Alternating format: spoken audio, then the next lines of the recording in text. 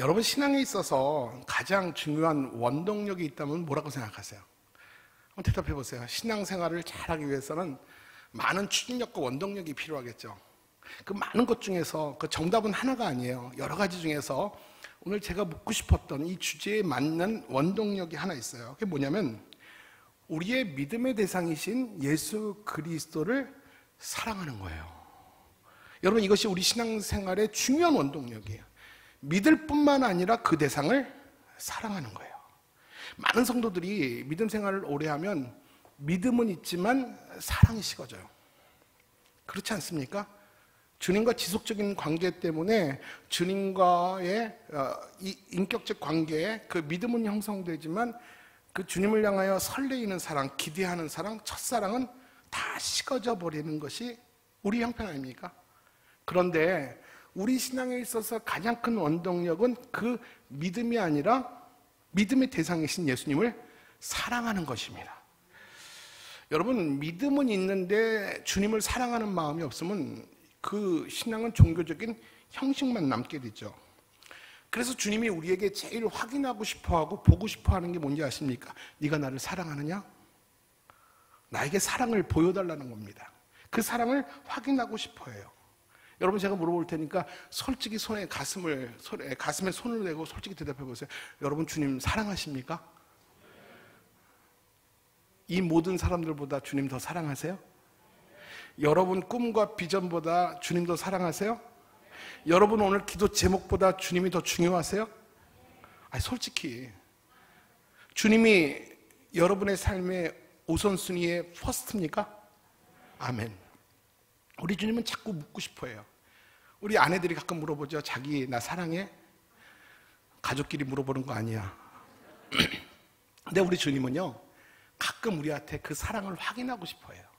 우리는 믿는 것만 있으면 된다고 생각합니다. 믿음이 최고. 믿음으로 구원받고 믿음이 있어야 돼. 믿음으로 능력이 일어나고 믿음으로 역사가 일어나. 물론 맞아요. 근데 주님은 그 믿음 뒤에 믿음 못지않게 정말 소중하게 여기는 건 네가 나를 사랑하니?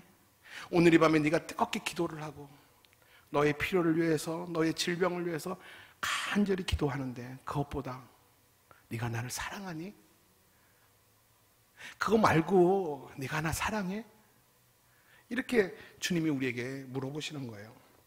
여러분 주님을 사랑한다는 것이 무엇이냐고 묻는다면 여러분 뭐라고 대답하실래요? 주위 분이 주님을 사랑하는 게 뭐야? 라고 물어본다면 여러분 뭐라고 대답하실래요? 여러분 주님 사랑하신다고 그랬죠? 주님 사랑하는 증거가 뭐 있습니까? 한번 대답해 보실래요? 나 주님 사랑한다며요. 그럼 사랑하는 증거 있을 거 아니에요?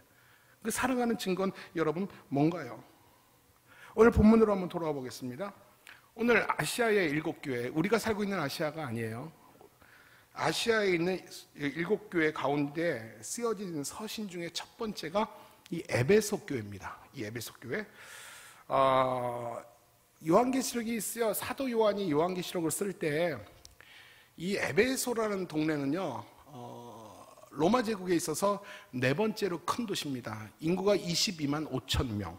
이천시랑 똑같아요.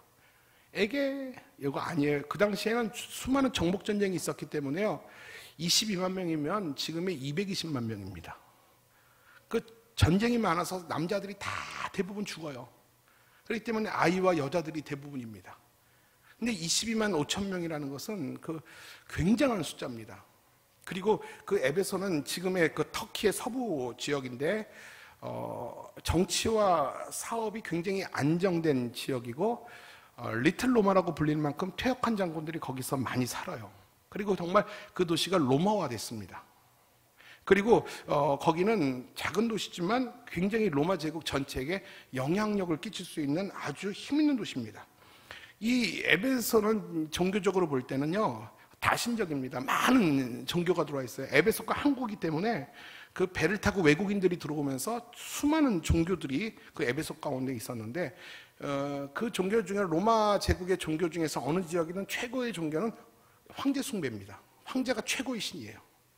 그리고 이 에베소는 수많은 상업지역이고 또 항구가 있기 때문에 많은 잡신들이 많은데 대표적인 또 하나의 신이 풍요와 다산의 아데미 여신이라고 있습니다. 여러분 들어보셨습니까? 가슴 12개 달린 여자. 그 아데미 여신이 나중에 보여주세요. 나중에. 지금 보여주면 안 돼요. 까먹었잖아. 아데미 여신이 이 주신이었어요. 그래서 많은 사람들은 아데미 여신을 굉장히 따르고 됩니다.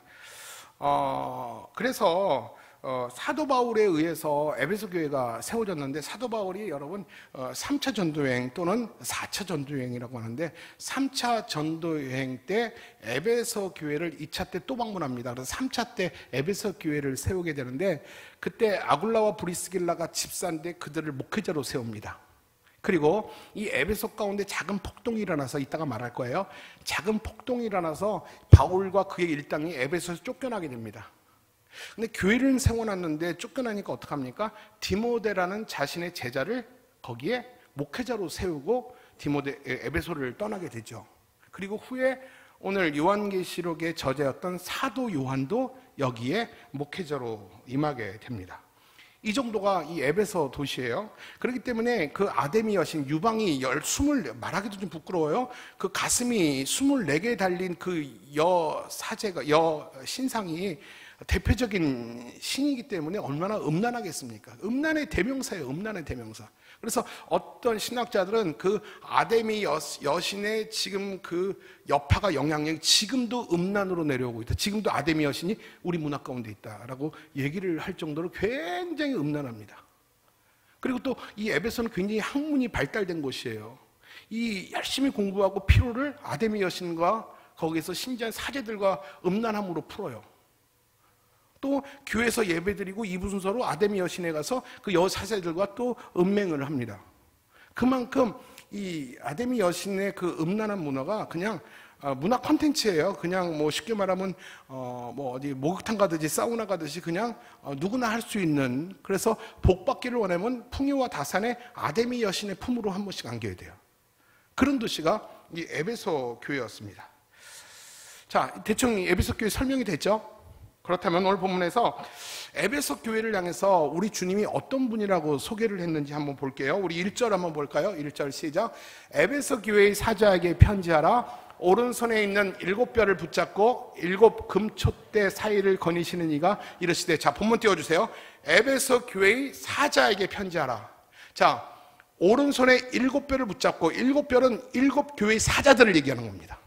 그리고 7 금촛대, 7 금촛대는 7 교회를 얘기하는 거예요. 아시아의 7 교회. 그리고 그 7 교회 사이를 거니시는 이가 이르시되. 그가 예수 그리스도예요. 이해 가십니까, 여러분? 자, 예수님께서 7 교회의 사자를 한 손에 붙잡으시고, 그리고 7 교회 사이에 예수님이 걸어가신다는 겁니다. 이 말의 의미는 뭡니까? 예수님은 모든 교회의 머리시며 주인이라는 겁니다. 맞습니까, 여러분?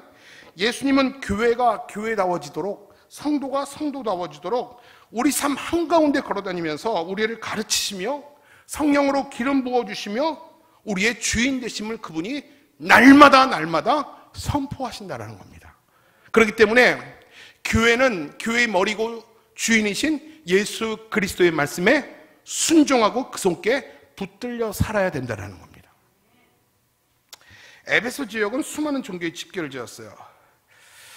여러분, 또 재미있는 게 당시 에베소 교회는 바울에 의해서 교회가 세워졌잖아요. 근데 그 바울의 복음을 듣고 기독교인이 된 이방인들이 있어요.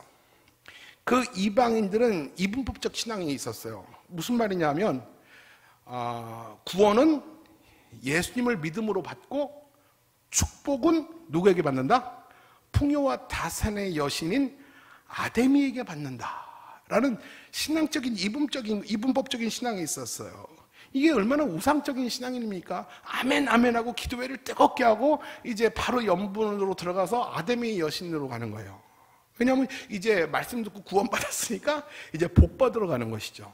이게 이상하지 않았어요. 이런 미신적인 우상이 그들의 풍습이었습니다. 아주 오래된 풍습이에요. 그래서 여러분, 제가 이 아데미 여신에 대해서 사진을 보여드리고, 이거 제가 쓴 책인 거 맞죠? 그래서 제가 책 소개하려고 온 게 아니라 제가 이 아데미 여신의 그 축제, 1년에 한 번 있는 아데미 여신의 축제에 대해서 제가 기록해 놓은 것을 한번 읽어드리려고 그래요. 얼마나 웃긴지 한번 들어보세요. 자, 아데미 여신 진짜 보여주세요. 여러분 줄줄 달려있는 게 뭔지 아세요? 가슴이에요. 가슴. 가슴이 24개가 달린 겁니다. 자, 이제부터 제가 읽어드릴게요. 역사가 요세푸스는 1년에 한 번 아데미 축제에 대해서 이렇게 기록했다. 매년 5월 아데미 여신상의 축제날이 되면 아데미 여신의 가슴에 달린 유방과 같은 수의 흰옷을 입은 24명의 사제가 앞에 서고 그 뒤에는 자신의 고환을 아데미 여신에게 바친 남자 사제들이 여신의 호위병처럼 뒤따른다. 축제의 행렬은 아데미 신전으로부터 시작된다. 아데미 신전에서 출발한 아데미 신상과 축제 행렬이 에베소 총독의 관저에 들리면 에베소 총독은 관저에서 나와 아데미 여신에게 경의를 표한다. 총독의 인사를 받은 아데미 여신은 에베소 광장에 이른다. 그리고 24마리의 소를 희생 제물로 드린다. 남자 사제들이 24마리 황소의 고환을 잘라 아데미 여신의 목에 걸어주면 군중의 열광과 함성이 터지기 시작한다. 무용수들은 음악에 따라 음란한 춤을 추고 도살된 소들이 제단에 오르게 되면 본격적으로 아데미 축제가 무르익게 된다. 여러분, 이게 에베소 지역에 1년에 한 번씩 매월 5월에 축제처럼 열리게 됩니다. 그러면 아데미에 있는 모든 시민들이 함께 참여하면서 그 아데미 여신에게 고환을 바친 이 남 사제들의 그 행렬에 따라 24마리의 소의 피를 뿌려가면서 피냄새를 맡으면서 피 속에서 즐거워하며 기뻐하며 음란한 행위를 하는 것이 이게 아데미 여신의 신예식이었어요. 거기에 바로 에베소 교회가 세워졌어요. 참 좋은 거 뭐죠? 애들이 참 잘 자라겠어요. 그런 거 보면서 이 복음이 복음답게 들려졌겠습니까? 그러다 보니까 복음이 왜곡되기 시작하고 거짓 교사들이 생기기 시작합니다.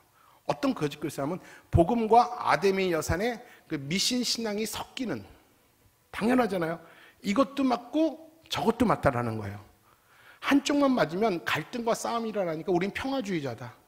이 에베소 안에서 교회가 잘 정착하기 위해서는 이 복음과 아데미의 이 미신이 함께 섞이면 모두가 평안하고 모두가 좋은 거 아니냐, 이런 식으로 이 거짓 교사들이 교회 안에 들어오기 시작했습니다. 이 에베소 교회가 3차 전도 여행 중에 세워졌고, 이 내용이, 에베소 교회에 대한 내용이 사도행전 19장부터 20장에 기록이 되어 있어요. 아까도 말씀드렸지만 에베소에 작은 폭동이 일어나죠. 그게 무슨 폭동이냐 하면, 이걸 이해하셔야 돼요. 국민 전부가 아데미 여신에게 제사를 드리고 집집마다 아데미의 은으로 만든 은신상을 부적처럼 다 가지고 있었어요. 근데 이것을 판매하고 수익을 노리는 자들이 항상 있잖아요. 근데 이제 교회가 흥황하면서 믿는 자들의 수가 더해가면서 복음에 정신 차린 유대인들이 생기기 시작했어요. 그러면서 이제 은신상을 안 사는 자들이 생기는 거예요. 그러면서 교회 다니는 사람들은 담배를 안 피고 술을 안 먹는다, 그런 것처럼 모두가 사야 될 은신상을 안 사기 시작한 거예요. 그러자 이 은신상을 파는 자들이 경제적 손실을 보자 그들을 거짓으로 이 바울이라는 고발하게 됩니다. 그래서 강제적으로 그들이 에베소에 퇴출되게 되죠. 이게 당시 에베소 교회 상황이고, 또 하나는 아까도 말한 것처럼 이 에베소 교회 안에 이 거짓 교사들이 들어왔어요. 그러면서 우리의 영혼만 성결하면 된다. 육체는 아무것도 아니다. 육체는 쾌락을 즐겨도 괜찮고 음란을 즐겨도 내 영혼만 깨끗하면 된다라는 거짓 교사들이 이 복음을 왜곡하기 시작하는 거예요. 너희들의 복음은 틀린 복음이다. 반쪽 복음이다. 진짜 복음은 이 지역과 함께 어우러지며 모두가 평화로운 복음이 진짜 복음이다 라고 말하면서 성도들을 부도덕한 성적인 타락에 관용을 해줍니다. 아, 괜찮아, 누구나 그럴 수 있어, 너가 드디어 축복을 받게 되는구나, 이러면서 성도들을 부추기기 시작하는 거예요. 이런 영지주의자가 이 에베소 교회가 정말 많았다는 거예요.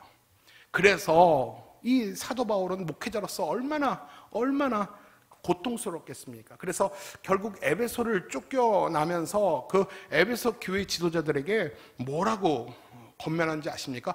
거짓 교사들을 경계해라. 거짓 교사들, 이렇게 말합니다. 우리 사도행전 20장 29절부터 30절 내용이에요. 한번 같이 읽으세요. 시작. 내가 떠난 후에 사나운 이리가 여러분에게 들어와서 그 양떼를 아끼지 아니하며 또한 여러분 중에서도 제자들을 끌어 자기를 따르게 하려고 어그러진 말을 하는 사람들이 일어날 줄을 내가 아노라. 내가 있을 때는 감이 못 오지만 내가 없으면 들깨들처럼 막 들어와서 양들을 막 해칠 줄 모른다. 떠나기 싫은 거예요. 못 떠나겠는 거예요. 이게 목자의 마음이죠. 불안해서 못 떠나겠는 거예요. 근데 어쩔 수 없이 떠날 수밖에 없으니까 그 지도자들한테 거짓 교사들을 조심하라 라고 당부하는 거예요. 여러분 이해 가시죠? 그래서 그 거짓 교사들은 누구만 떠나기를 바라요? 이 바울만 떠나기를 바라고 있는 거예요. 여러분 마지막 시대를 저와 여러분은 살아가요. 우리가 마지막 시대에서 우리의 신앙을 잘 지키기 위해서는요, 명심해야 될 것이 있고 경계해야 될 것이 있어요. 자, 명심해야 될 것은 뭐냐면 세상의 가르침을 쫓지 말고 오직 진리의 말씀만 쫓아야 돼요. 여러분 세상의 이 가르침은요 달콤하고요, 들을만 하고요, 유익해요. 근데 진리의 말씀은 투박하고요, 다 아는 말이고 뻔한 얘기입니다. 그렇지만 다 알고 뻔한 얘기가 우리를 살리는 복음이에요. 여러분 마지막 때가 되면 될수록 우리는 더욱더 투박한 그리스도의 십자가, 그걸 붙들고 승리하셔야 돼요. 이게 내 신앙을 지키는데 가장 중요해요. 제자 훈련하셔야 돼요. 훈련의 자리에 들어오셔야 돼요. 훈련에 들어오시면 원색적인 복음을 듣게 됩니다. 또 우리가 경계해야 될 것이 있어요. 경계해야 될 것이 뭐냐면 복음을 변질시키는 다른 영, 다른 복음에 대해서 철저히 경계하라는 거예요. 여러분 복음을 떠나지 않았어요. 복음을 희석화시키는 거예요. 복음 아닌 것을 말하지 않아요. 복음 같은데 끝이 조금 달라요. 이게 이단이잖아요. 다르리 끝지 않다. 복음 같은데 왠지 이상한 얘기들 있죠, 여러분 주위에. 하나님이 말씀하셨다는 둥 목사님도 내 말 들어야 된다고 찾아오는 사람이 있어요. 나 이 얘기하면 너무 길어져서 얘기는 안 하려고 그러는데 안 할게요. 제가 하여간 저번 주에 너무 웃긴 일이 있어요. 어느 교회 권사 하나가 저한테 찾아와서 하나님이 내게 말씀하셨으니까 목사님 내 기도 받으래요. 내가 막 화병이 올라와가지고, 야 정말 이게 그 교회가 다 깨진 교회거든요.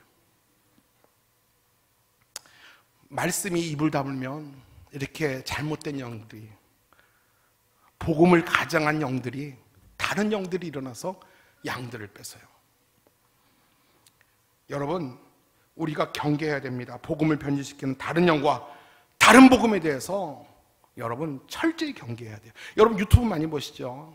유튜브 보다가 이상한 거 듣지 마세요. 언제 예수님 오신다, 재림하신다, 전쟁 난다, 솔깃해요. 여러분 절대 그런 거 보지 마세요. 그리고 저한테 제발 그런 거 유튜브 좀 보내지 마세요. 저도 정신 차리고 그 유튜브 믿으라는 거죠. 안타까워요. 여러분도 웃죠? 이게 얼마나 저는 가슴 아픈지 몰라요. 제가 그 권사 돌려보내고 나서요, 저분이 우리 교회 권사 아니 다행이다. 우리 교회 권사님이었으면 어떻게 했을 뻔했어요.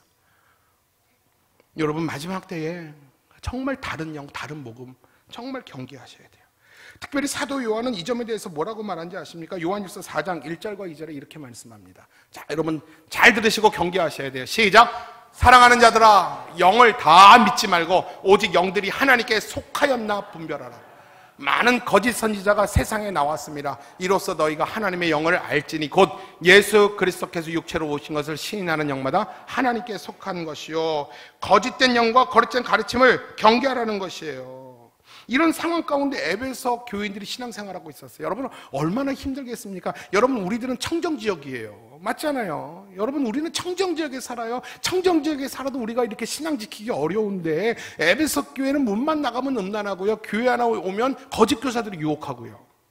여러분 얼마나 그 안에서 신앙 지키기가 어렵겠습니까? 그들은 신앙을 지켰어요. 그리고 사도 바울은 그들을 칭찬하더라니까요. 자, 오늘 본문에서 그들의 신앙생활을 칭찬하는데 우리 예수님은 세 가지로 칭찬해요. 우리 2절과 3절을 읽다가 여러분 세 가지를 한번 찾아보세요.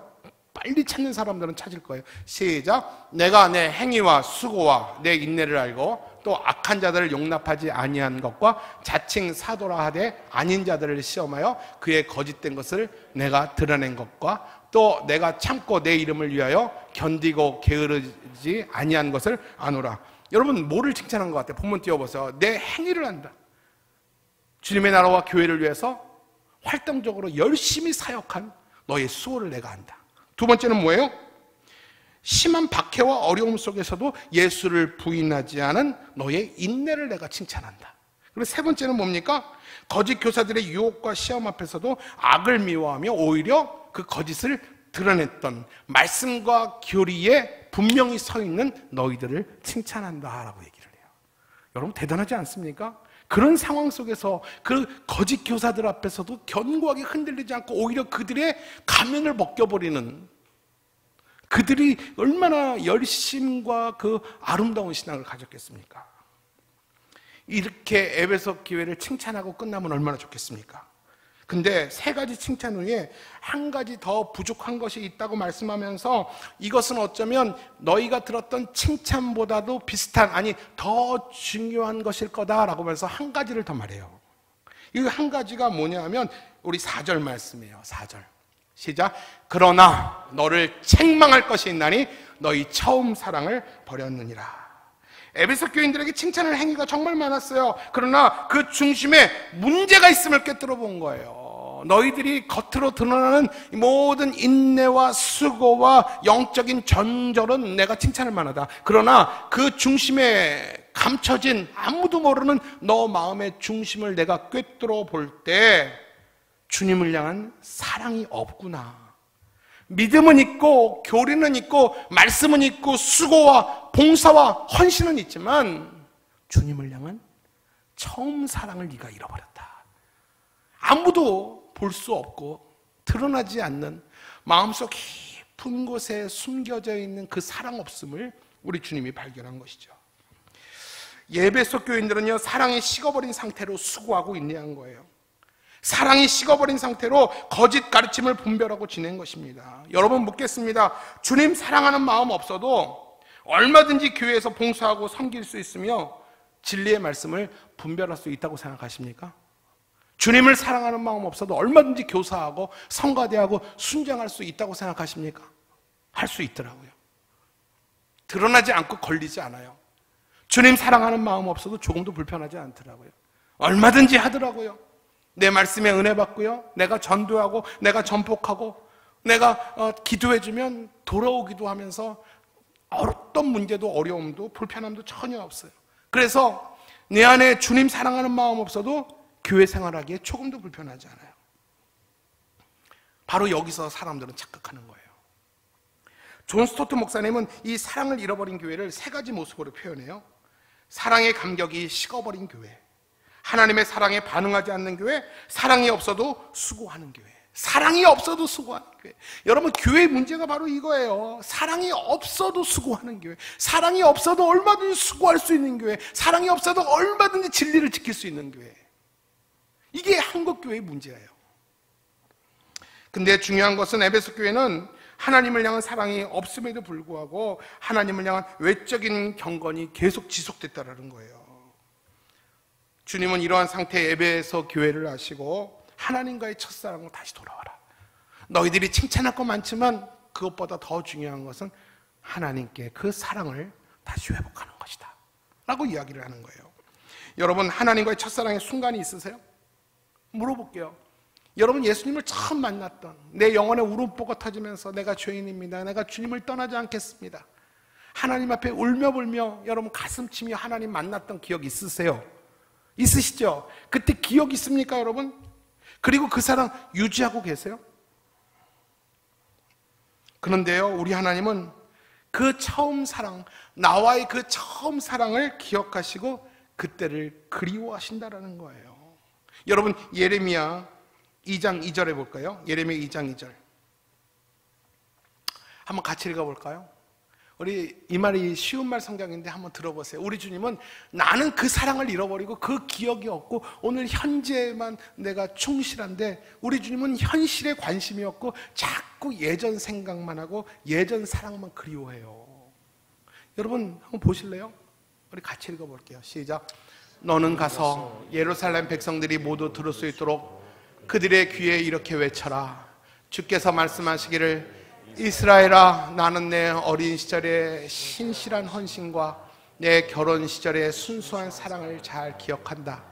그때 너는 저 척박한 광야에서 씨앗조차 뿌릴 수 없는 저 메마른 땅에서 나를 얼마나 잘 따랐느냐. 가슴 아프지 않아요? 다시 한번 볼까요? 예레미야야, 너는 가서 너 백성들에게 내 마음을 전달해 달라는 거예요. 이스라엘아, 이스라엘아, 나는 너의 어린 시절을 기억하고 신혼의 시절을 나는 기억한다.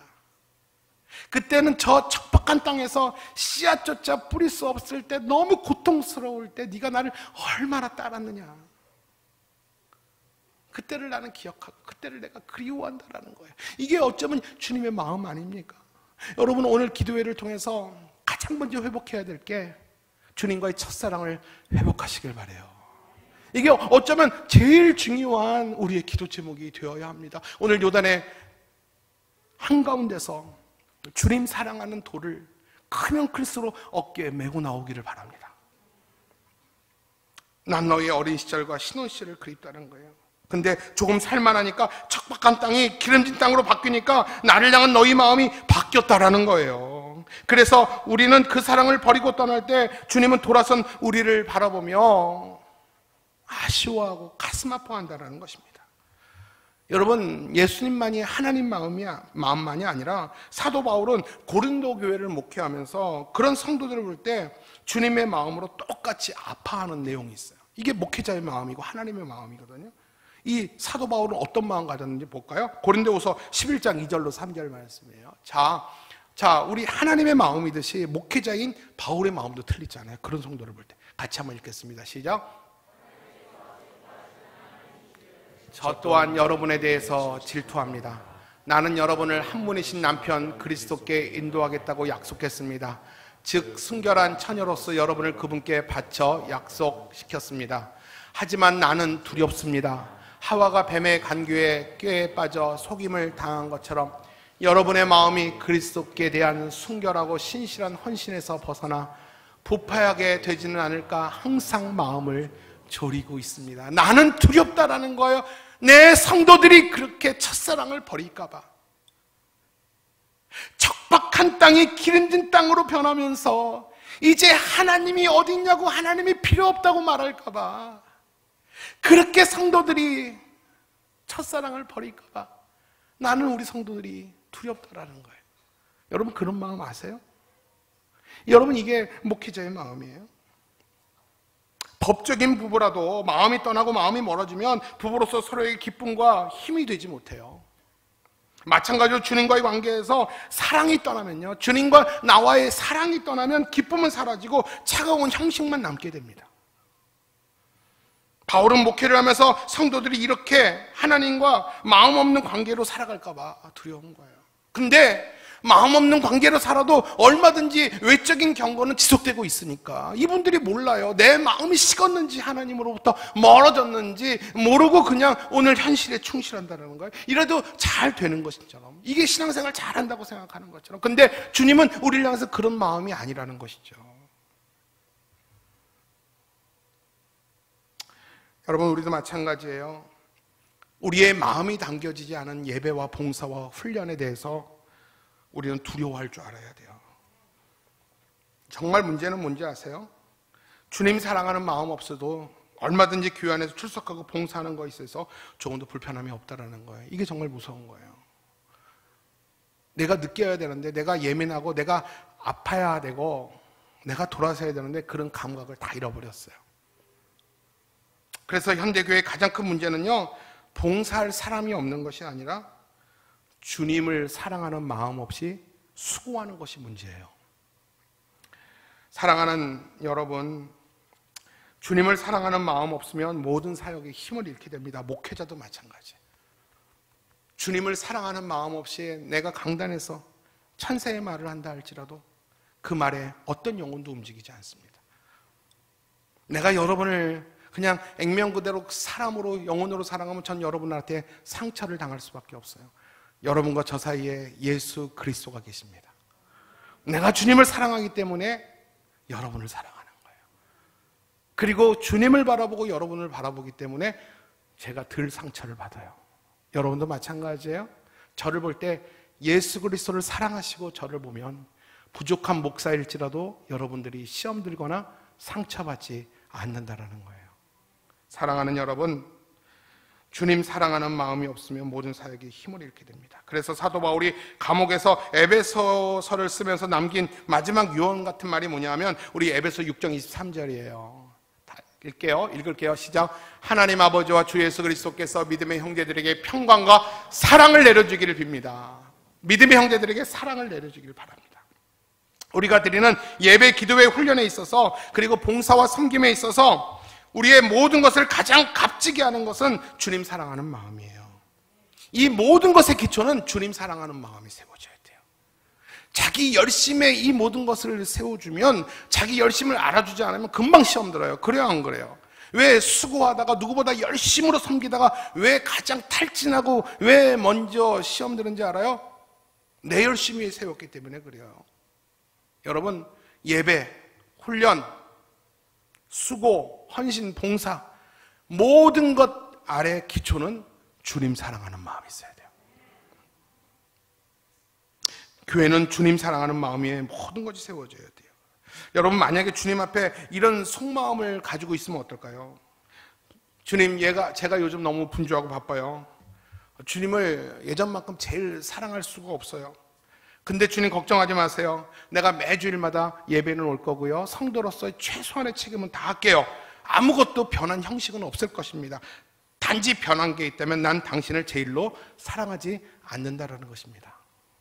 여러분, 이런 속마음을 가진 성도를 향해서 주님은 어떤 마음을 가질까요? 그래, 주일은 나와주는 거지, 11조는 해주는 거지, 계속 집사직분은 계속 할 거지, 순장도 계속 할 거지, 성가대도 계속 할 거지, 교사도 할 거지, 길가리 기도회도 나올 거지. 아, 그럼요. 다 나와줄게요. 근데 제가 너무 바빠서 주님을 제일로 사랑하는 마음만 없어요. 여러분, 이걸 반대로 내 남편과 아내의 관계에서 얘기를 해볼까요? 여보, 나는 너무 바빠. 회사 일이 너무 바빠. 난 당신을 더 이상 사랑할 마음이 없어. 그렇지만 난 여전히 당신의 남편이고 아이의 아빠야. 변함이 없어. 모든 월급 다 당신한테 갖다 줄 거야. 단지 나는 당신을 사랑하지 않아. 여러분, 그때 이 아내가 이 남편의 말을 듣고 월급 준다니까 다행이다. 여러분, 그렇게 생각할까요? 아니에요. 사랑 없는 빈 껍데기랑 아무리 50이 되고 60이 돼도 그런 사람과 살고 싶지 않아요. 결국 우리 주님도 여러분과 함께, 여러분에게 그 고백을 듣는다면 이혼을 하자고 그럴 거예요. 한번 볼까요? 우리 2장 5절 말씀이에요. 시작. 그러므로 어디서 떨어졌는지를 생각하고 회개하여 처음 행위를 가지라. 만일 그리하지 아니하고 회개하지 아니하면 내가 내게 가서 내 촛대를 그 자리에서 옮기리라. 그런 껍데기 신앙 필요 없다라는 거예요. 그런 껍데기 차가운 형식 이제는 필요 없다라는 거예요. 마음 없이 재물 드리는 그 재물에 내가 역거워한다는 거예요. 내가 원하는 것은 너의 마음 없는 재물이 아니라 너의 마음을 원한다는 거예요. 너의 사랑을 원한다는 거예요. 너희가 아무리 수고하고 아무리 교리와 말씀에 분명히 있어서 거짓 교라사를 물리친다 할지라도 네 마음에 나를 향한 사랑이 없으면 아무것도 아니라는 거예요. 나는 너희가 업적과 성과를 원하지 않는다라는 거예요. 너의 마음을 원한다는 거예요. 여러분, 우리 남편이 병들고 경제력이 없어도 나를 사랑하는 남편이라면 얼마든지 사랑하고 기다려주고 그 남편의 의지가 내가 되어줄 수 있는 것처럼 우리 주님이 나를 사랑하기 때문에 내게 원하는 것은요, 나를, 주님을 사랑하는 첫 마음이라는 것입니다. 여러분, 여기서 처음 사랑을 버렸다고 할 때 이 처음 사랑을 버렸다는 것은 단순히 감정의 상태가 식은 것을 얘기하는 거 아니에요. 여러분, 처음 사랑, 첫사랑의 특징이 뭡니까? 무조건적이고 헌신적입니다. 그렇죠. 내게 있는 것을 다 주고 싶습니다. 그리고 상대방이 나의 전부로 여겨지는 애틋한 마음이 있고요, 내 삶의 그 순간에는 원이에요. 맞죠? 우선순위예요. 근데 첫사랑이 버렸다는 것은 어떤 의미냐면 마음이 식어졌던 정도가 아니에요. 내 마음의 우선순위가 당신으로부터 떠났다는 거예요. 주님보다, 주님을 안 사랑하는 것이 아니라 주님보다 더 사랑하는 대상이 생겼다라는 것이 첫사랑을 버린 거예요. 여러분, 안 사랑하는 게 아니라니까요. 주님을 안 사랑하는 게 아니에요. 사랑해요. 근데 주님보다 더 사랑하는 대상이 생긴 거예요. 이게 바로 주님을 향한 첫사랑을 버린 거예요. 여러분, 결혼한 지 20년, 30년 된 부부들은 이 얼굴을 볼 때마다 가슴 뛰는 부부가 없어요. 그게 정상이에요. 그렇죠? 그렇다고 사랑이 식은 거 아니에요. 사랑하지 않는 거 아닙니다. 오히려 더 깊은 사랑에 들어가 있는 상황일 수 있어요. 여러분, 우리 주님이 다시 회복하기를 원하는 사랑은 주님을 내 삶의 전부로 생각하는 마음이에요. 오늘 이 시간에 주님이 여러분의 삶의 전부가 되기를 바라요.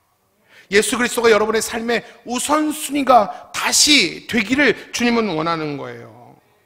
그리고 그 주님 앞에서 내게 있는 모든 것을 다 줘도 아깝지 않고 인색하지 않는 그 마음을 하나님은 원하시는 거예요. 그리고 헌신적이고 그 사랑 앞에서는 내 생각이라고는 하나도 없는 사람처럼 그 말씀에 완전히 순종하는 사람. 이게 바로 첫사랑의 회복이에요. 여러분, 오늘 이 밤에 다른 기도하지 마시고 주님, 잃어버린 주님과의 첫사랑이 다시 회복되기를 원합니다. 내 삶에 정말 중요하고 소중한 것들이 많지만 이것들보다 내가 주님을 더 사랑하기를 원합니다. 평생 이 마음과 주님을 향한 이 순전함이 바뀌지 않기를 원합니다. 오늘 이렇게 결단할 때 주님이 여러분의 마음을 보시고 정말 기뻐하실 줄로 믿습니다. 주님은 오늘 기도에 참석한 여러분들에게 묻습니다. 내 마음속에 너의 전부가 되는 그 한 가지가 예수 그리스도가 맞느냐? 네 마음속에 전부가 되는 그 한 가지, 오직 그 한 가지가 예수 그리스도 맞니? 우리 주님께서 물어볼 때, 오 주님, 당신만이 아십니다. 이런 고백을 내가 진심으로 오늘 이 밤에 드릴 수 있다면 여러분 정말 아름다운 신앙일 줄로 믿습니다.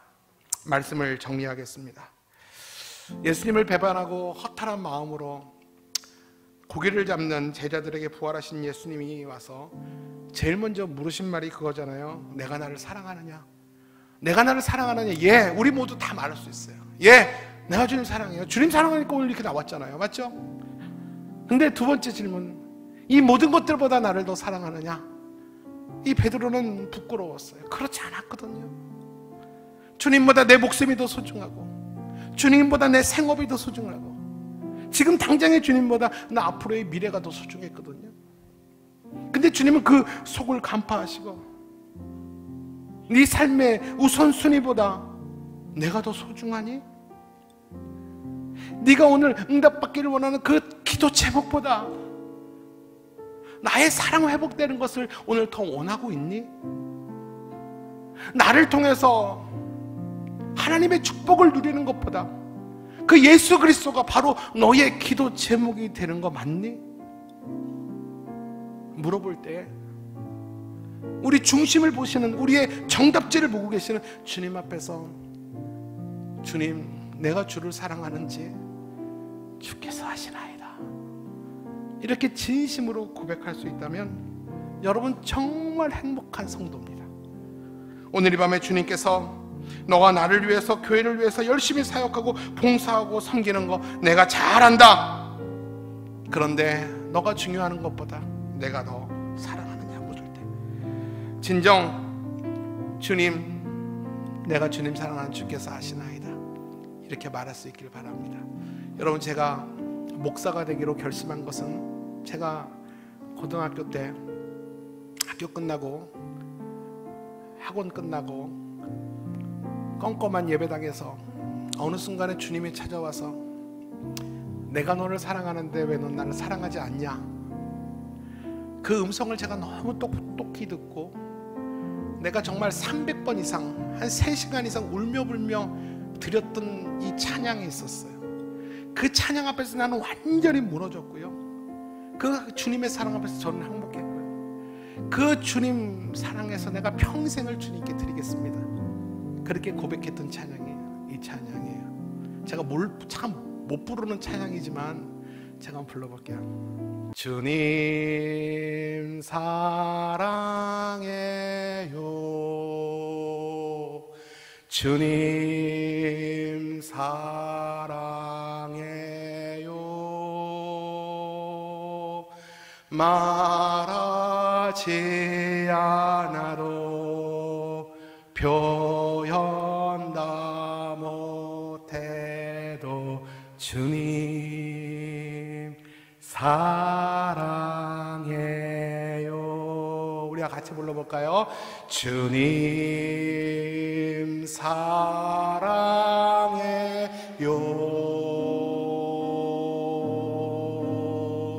주님 사랑해요.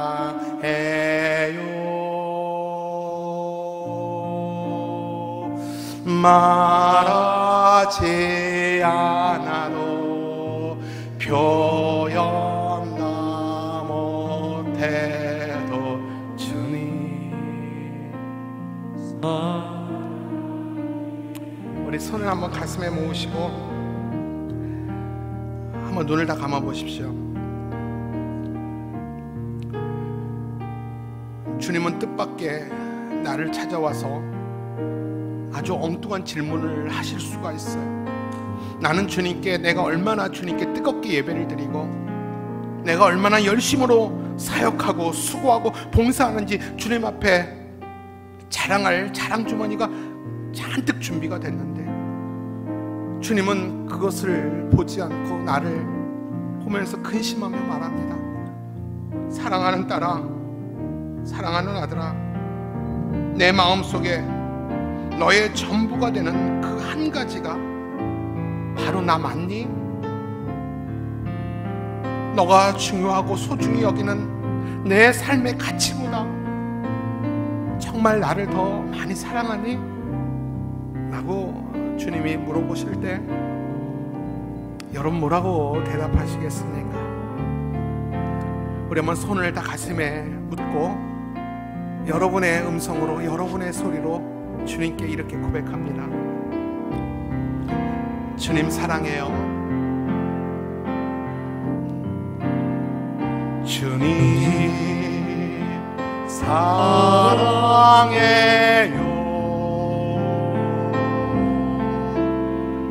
주님 사랑해요.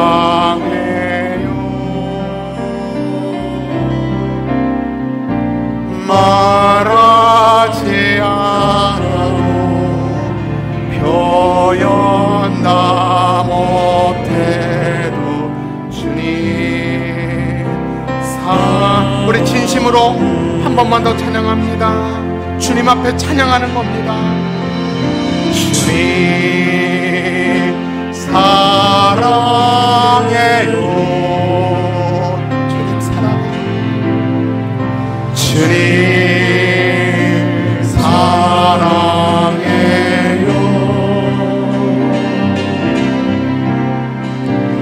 말하지 않아도 표현 다 못해도 주님 사랑해요. 손을 모으시고 말씀 생각하면서 기도하겠습니다. 내가 하나님 앞에 자랑하고 싶은 거, 나의 나됨은 나의 수고와 봉사와 나의 이력이고 직분일 것입니다. 그러나 우리 주님은 그것보다 내 마음에 숨겨져 있는, 내 마음에 이뤄져 버린 내 어린 시절에, 내 신혼 시절에, 척박한 땅에서 씨를 뿌리던 시절에 주님을 필요로 하며 주님 앞에 내 가슴을 내려놓으며 주님 없이는 나는 살 수 없었다고 고백했던 그 첫사랑을 주님은 찾고 계세요. 그 사랑 어딨니? 내가 그 사랑을 만나고 싶은데 그 사랑 어딨니? 네가 살만하니까, 이제 기름진 땅을 만나니까 네가 나를 잃어버렸구나. 나는 지금도 너를 기다리고 너를 사랑하고 있는데 지금의 예전에 너는 어디 있니? 주님께서 여러분을 향하여 안타까워하시며 속상해하며 두려워하실 때 주님, 내가 여기 있나이다. 내가 주님을 다시 사랑하기를 원합니다. 내 영혼의 울음보가 터지며 내 영혼이 주님 앞에 나왔습니다.